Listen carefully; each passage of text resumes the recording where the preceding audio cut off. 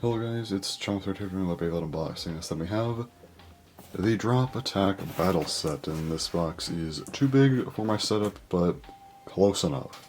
So here's kind of a look at the front of the box, I guess, and then of course we have the back of the box as well, which does give you a look at what you will get inside. You do have the launchers, the stadium, and then both bays here. But anyway, let's just go ahead and open this thing up and take a look at everything that we get.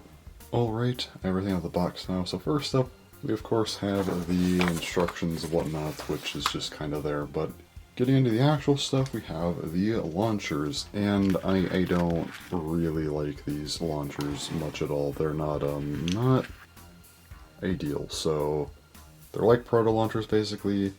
Don't like these. You gotta buy the better launchers separately. Look, for a $50 set, I think they should probably throw in some better launchers. I think that'd be nice. The Takatomi sets cost actually less in Japan, but they come with 2 bays, a stadium, and 2 actual launchers. I don't know why we can't get that here. But I've already talked about this last year with the Extreme Battle set, so let's just go ahead and move on. Now we have the actual Drop Attack Stadium, which looks like this. I'll just put it sideways. It's the easiest way for me to like just maneuver it, but again, apologies, my setup is not big enough for this, but yeah. This is very much a for fun stadium. Got the rails that kind of just go all around here, then they come up, and of course go off here, and they're meant to drop down, of course, which makes sense with the, set name. You have some pockets. There are actually pockets back here, technically, but the main ones are, of course, over there, and then right here, and then you have the extreme finish right around here, so it's a for fun Hasbro base stadium. That's kind of what you're buying this for, with an asterisk. If you just want to have fun with bays, this is probably a good option. It's a new stadium, it's a new idea technically, so it's a reason to get it at least. My one main complaint is just the extreme one itself. It's kind of molded into the stadium itself here, which I don't like. So if I zoom in, you can just tell that is molded in. It's kind of like the bucket stadium in that sense, which again, I don't like. I wish the extreme line was a little bit better here. Not saying this is automatically terrible or anything, and again, it's more gimmicky, so I don't think this is going to matter quite as much. But I just like pointing out because I don't really like it either. Not terrible. It's not a stadium you're going to be using for competitive or whatever, but it at least should work as a for fun stadium, so I guess that's nice. So now let's go ahead and actually move on to the bays that come in the set, because this is the second reason why you might want to buy this set. The first bay is, of course, Impact Drake. For those of you who buy Takatomi bays, you probably already have this bay. It's pretty good. But if you are Hasbro only, it is locked to the set, so unfortunately you might have to pick this one up for this. Although I'd still just recommend ordering from somewhere else to get this for less than the set if it's the only thing you really care about here. As far as parts go, it does come with 960, which we've seen before, but here it is. You got the black and the blue. It looks pretty nice at least. We also have a low rush, which is unique to this base so far. 10 gears. It is slower on the extreme lane, but that does conserve stamina. Also just a bit more controlled in general, and of course it is a low bit, so cool, and you get the extra burst resistance as attack bits generally do have. And here is the blade. Impact Drake looks really nice, a nice UX blade here. You can see the code there as well. Got the rubber. Kind of its special gimmick, I guess you could say. And yeah, it looks nice. Now, the second bay is what makes this set interesting. If you're like me, and don't battle, and also buy Takatomi bays, this is why you're going to buy this set. And how they got me to spend $50 on this thing. I'm talking about Hover Wyvern, which I'm just going to refer to as WyvernHover because that's the Takatomi style of naming, and that's just what I'm used to. So it comes with the needle bit, just a sharp defense bit. It's kind of like a yellow-green. It's more yellow, but still, it does have a bit of a green tint to it, at least. Looks like it does. We also have 385 in this really nice kind of teal color. I like that quite a bit, actually. Saw this on Night Mail, and it is a one-piece ratchet, which is interesting. Also the tallest ratchet in the game right now, so here it is. And here is WyvernHover. Kind of got this pale green on the gear chip and also underneath, which is pretty interesting.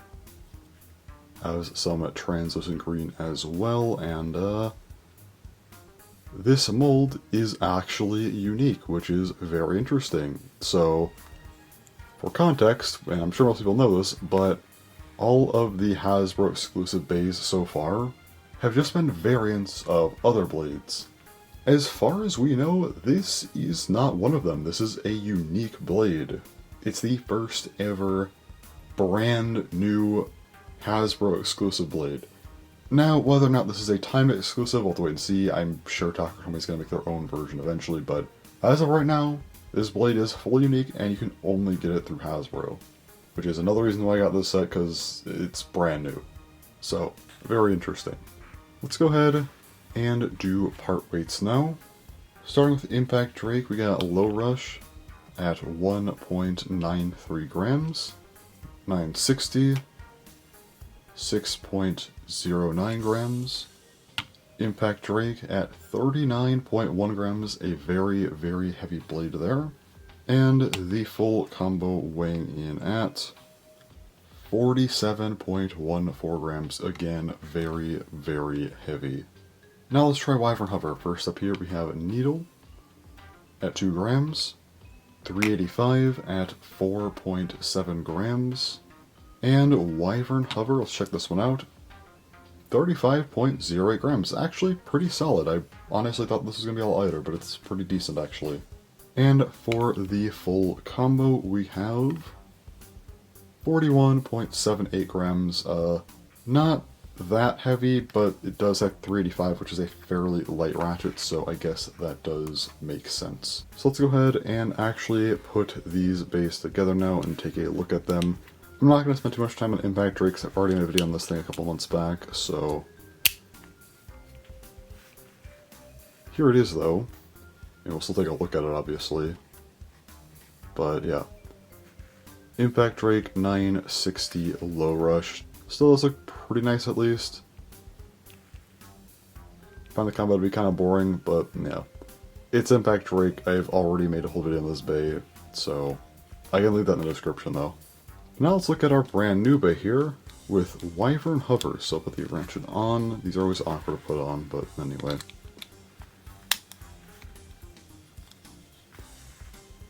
There it is, WyvernHover 385 Needle.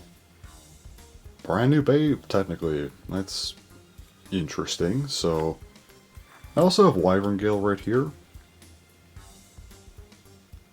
Definitely takes some design cues, but yeah, it's pretty different overall.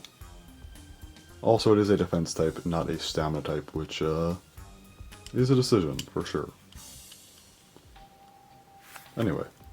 So, for my rating, I will do, of course, WyvernHover, because, again, it is technically a new bay here. For its design, I'm going to give it a 5 out of 10. The blade looks pretty decent, but also doesn't really do anything. It is a UX blade, I would expect a little bit more, but I don't feel like there's enough going on here, personally. It's a little bland.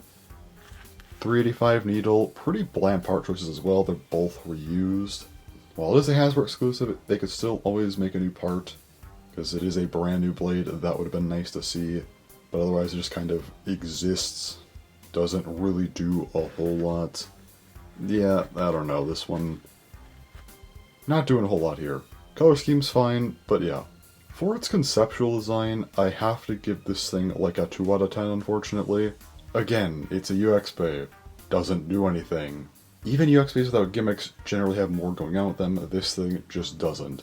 I won't give it a 1 because it's not bad. It doesn't do anything particularly wrong. It just doesn't do anything. It's just kind of a bay that exists, and I just wanted it for my collection, so I had to buy the whole set. So overall, I think this set is decent. If you're a Hasbro only person, I think you kind of have to get this set because you'll probably want Impact Drake. Unless you just don't care about it, then maybe you can pass it up, but it does feel kind of necessary to get. But for those who actually get Taco Toy bays, well, then it depends. Now if you're in a competitive, this is kind of a weird one. Impact Drake is easier to get outside of the set than it is inside the set. The stadium isn't legal, the launchers aren't good, 385 and Needle aren't good either, but WyvernHover. I don't personally care about competitive, but I have heard that WyvernHover is pretty good, so unfortunately you might have to buy a set just for this blade. But do your own research on that one, because again, I don't do competitive personally. Now if you're just someone looking to have fun with your bays, this is a decent option, although if you're patient, I'd say maybe wait for a sale on this thing, because $50 is kind of a lot for it. Unless you're fine spending it, then go for it. And if you're a collector, this is how they get you. Unless you're strictly Takutomi, or you're just going to wait to see if they release their own, then you're probably going to want to get this like I did. Because again, this is a new bay, and unlike the other Hasbro bays, this is not a variant. Like I've said, it's a brand new mold, it's a new blade entirely. So while I'm not huge on this set, I think there's a lot of reason to get it for various different types of people. But I don't necessarily think it's a set that you have to get either. It's okay enough though, so I guess that's something. But anyway, that's all to say about this set. Because I don't battle, there's not a lot to say about the stadium beyond what I've already said, so that's it. So thanks for watching, and bye-bye.